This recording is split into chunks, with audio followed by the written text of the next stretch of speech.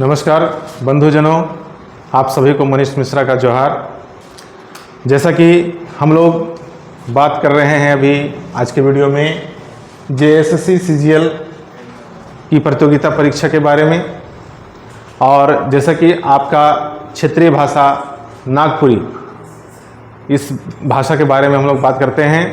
और आज हम लोग बात करेंगे नागपुरी शिष्ट कविता नागपुरक भाई मन के बारे में।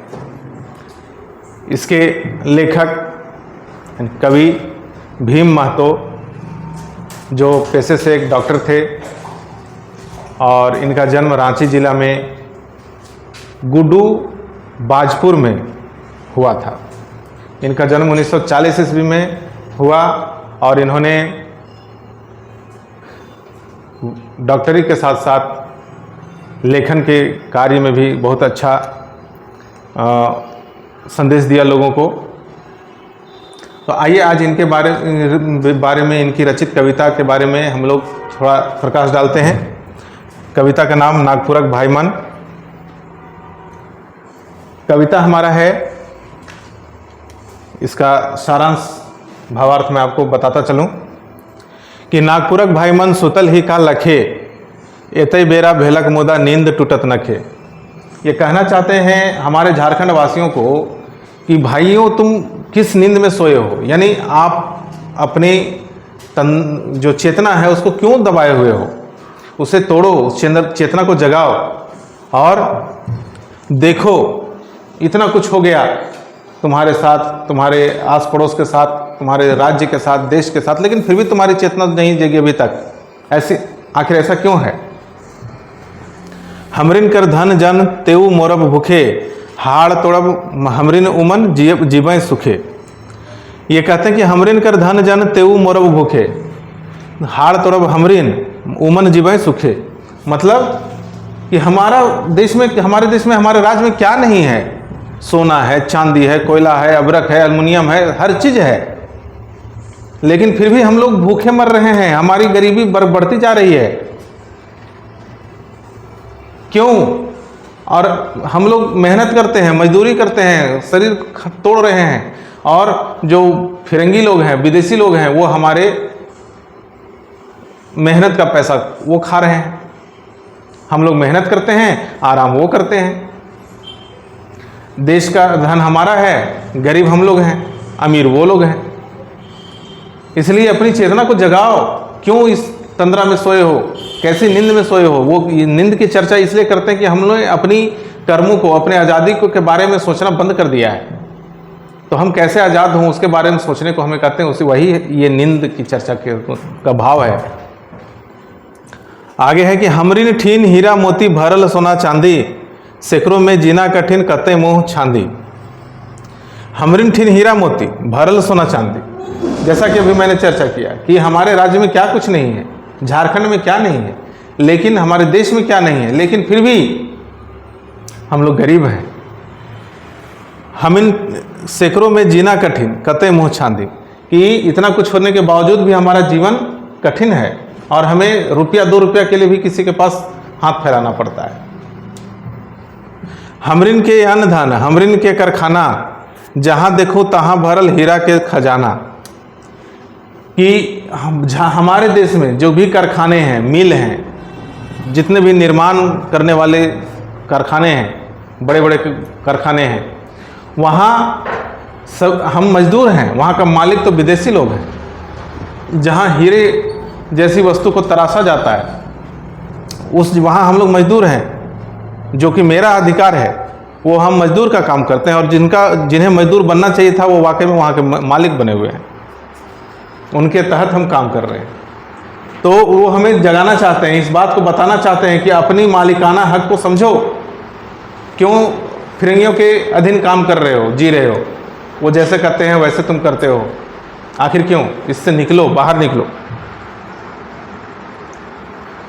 मगर तनी जाए ताको कचहरी चाहे थाना, दूरों के नी लांघे देवे चट करबे माना। अब कहना है कि हमारे पास ये अधिकार नहीं कि हम कचहरी चले जाएं, हम थाना चले जाएं, किसी के पास कोई शिकायत लेके जाएं। हमें दरवाजे पे ही रोक दिया जाता है। वहाँ सिर्फ गोरों को जाना है, हम भारतीयों को जाना वहाँ मना है। तो ऐसे कब तक चलेगा? हमें अपने न्याय के लिए लड़ना होगा। हम अपने न्याय के लिए कहाँ गुहार लगाएंगे जब हमें वहाँ जाना ही नहीं मिलता है, जब हम वहाँ जा नहीं सकते हैं। इसलिए हमें अपनी चेतना को जगाना जरूरी है। उमनक भार बोझा और कतई बोहब, धैर्य के विस्नाथक रूप अब हमरे बोलब। उमनक भार बोझा और कतई बोहब, धैर्य के विस्नाथक रूप अब हमरे बोलब। कि वो कहते हैं कि उन लोग की मजदूरी, उन लोग की नौकरी आखिर कब तक हम लोग और करते रहेंगे? उनकी गुलामी कब तक करते रहेंगे? अब हमें ज़रूरत है विश्वनाथ का रूप धारण करना, एक महाबली का, एक दृढ़ संकल्पी का, एक बहादुर का, एक वीर का रूप धारण करके और इन फिरंगियों का सामना करना और उन्हें के साथ लड़ना और उन्हें यहाँ से भगाना।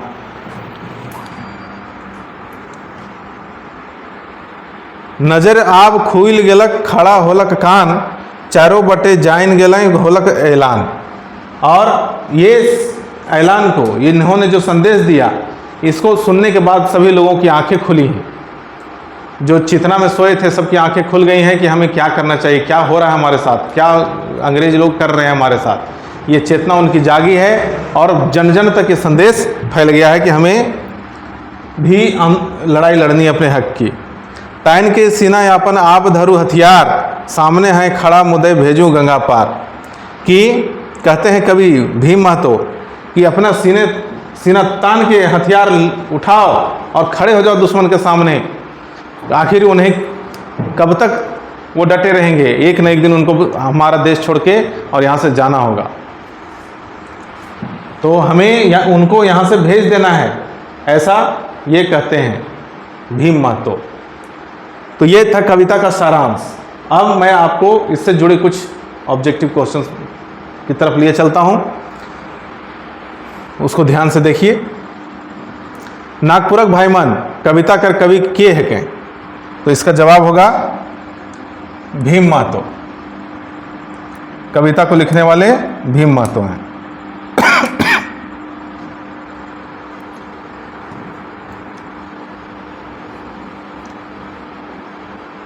भीम महतो कर लिखा किताब है के? भीम महतो द्वारा लिखी गई किताब कौन सी है? तो झारखंड दर्पण, क्षमा चाहूंगा, उनकी रचित कविता है नागपुरिया पचरंगी। उनकी रचित भीम महतो द्वारा रचित कविता का एक पुस्तक है नागपुरिया पचरंगी।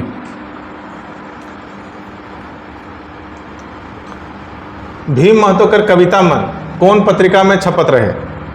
अब जो भीम महतो जो कविता लिखते थे वो कौन सी पत्रिका में छपता था? तो जय झारखंड में। उनके द्वारा रचित कविता छपती थी जय झारखंड में। नागपुरक भाई मन कविता में कवि का नी टूटे बात कही है। ये कहते हैं कि नागपुरक कविता जो है, नागपुरक भाई मन कविता में कवि ने क्या नहीं टूटने की बात की है कि हम लोगों का क्या नहीं टूट रही है? तो वो है नींद। हमारी नींद नहीं टूटती है।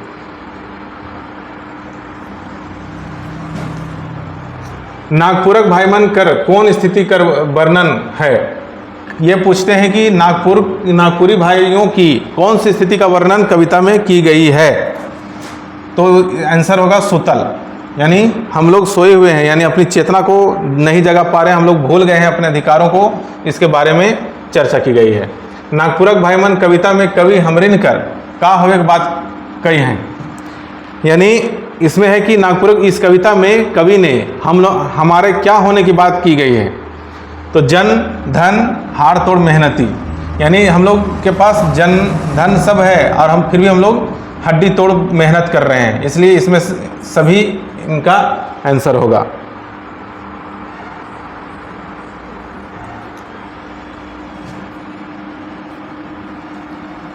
का होवे के बावजूद हमरे मुंह छांदेत रहिला, कि हमारे पास क्या क्या है लेकिन उसके बावजूद भी हम लोगों के पास हाथ फैलाते हैं। तो सोना चांदी हीरा मोती अन्न धन सब कुछ है, इसलिए आंसर होगा सौभे।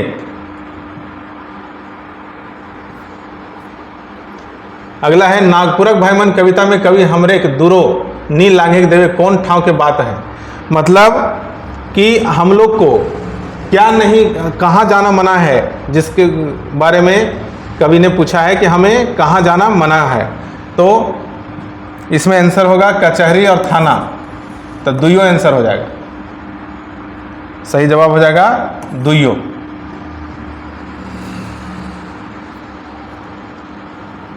केकर रूप धैर्य के बोले के आह्वान नागपुरक भाई मन कविता में कवि कह रहे। इसमें पूछते हैं कि किसका रूप धारण करने को कहा गया है कविता में। तो विश्वनाथ का रूप धारण करके और हमें अंग्रेजों से लड़ने को कहा गया है। नागपुरक भाई मन कविता में का खुले और खड़ा हुए गोठ के कवि कह रहे हैं। नागपुरक भाई मन कविता में कवि क्या खड़ा होने और क्या गोठ करने की बात कहे हैं। तो जिसमें हो जाएगा नजर, कान, जाने, ये तीनों, इसलिए सभी इसका आंसर हो जाएगा। अगला है नागपुरक भाई मन कविता में का आह्वान करल गेलक है। क्या आह्वान करते हैं कवि, किस बारे में क्या बोले हैं। तो सीना तान के खड़ा होने के लिए, हथियार धरने के लिए, दुश्मन को भगाने के लिए। तो सभी आंसर होगा, क्योंकि ये सभी बातें कवि कहते हैं। नागपुरक भाई मन कविता मुदई के कहाँ भेजे के बात कहल गलत है। यानी नागपुरक भाई मन कविता में जो कवि हैं वो दुश्मनों को कहाँ भेजने की बात करते हैं। तो गंगा पार, सही जवाब होगा गंगा पार। नागपुरक भाई मन कविता कैसन काव्य है, किस तरह की कविता है ये नागपुरक भाई मन। तो ओज से भरल और आह्वान करे, ये दोनों आंसर सही है, इसलिए आंसर हो जाएगा दुइयो, ए और बी। नागपुरक भाई मन कविता में कवि नगपुरिया मनक कौन स्थिति के बताए हैं। जो कवि नगपुरिया हैं भीम महतो, उन्होंने भारतीयों के यानी झारखंड वासियों की किस स्थिति को बताया है उन्होंने। तो बी और सी, यानी दरिद्रता और शोषण, बी और सी दोनों को।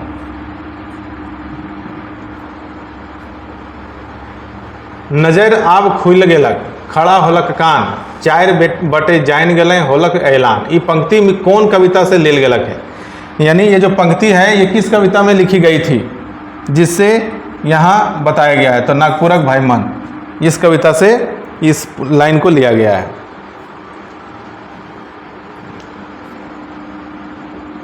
नागपुरक भाई मन कविता कौन किताब में संकलित है।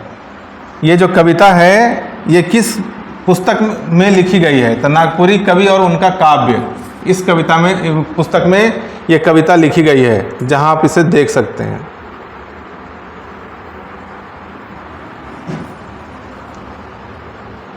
नागपुरक भाई मन कविता कर कवि भीम महतो कर जन्म कौन बछर में होए रहे। ये पूछ रहे हैं कि किस वर्ष में, किस समय में उनका जन्म हुआ था। तो आंसर होगा 1940 ईस्वी में। भीम महतो का जन्म कहाँ हो रहे। अब भीम महतो जो कवि है उनका जन्म कहाँ हुआ। तो गुड्डू बाजपुर में।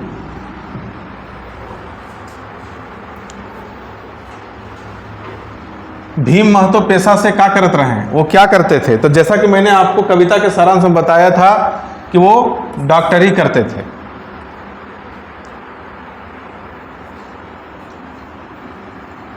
भीम महतो कौन बछर में नागपुरी भाषा सहित कर प्रचार प्रसार में सक्रिय रहे। ये भीम महतो किस साल, किस समय में नागपुरी भाषा का प्रचार प्रसार कर रहे थे।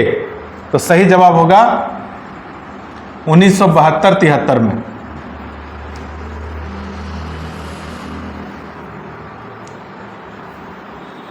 तो ये था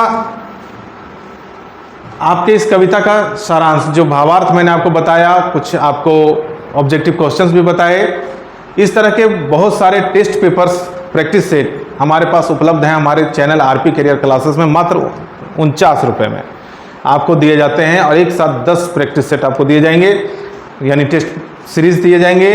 तो इस तरह के टेस्ट सीरीज के लिए जो आपकी परीक्षा की तैयारी के लिए बेहतर साबित होने वाले हैं, वैसे टेस्ट पेपर के लिए आप हमारे चैनल से जुड़िए।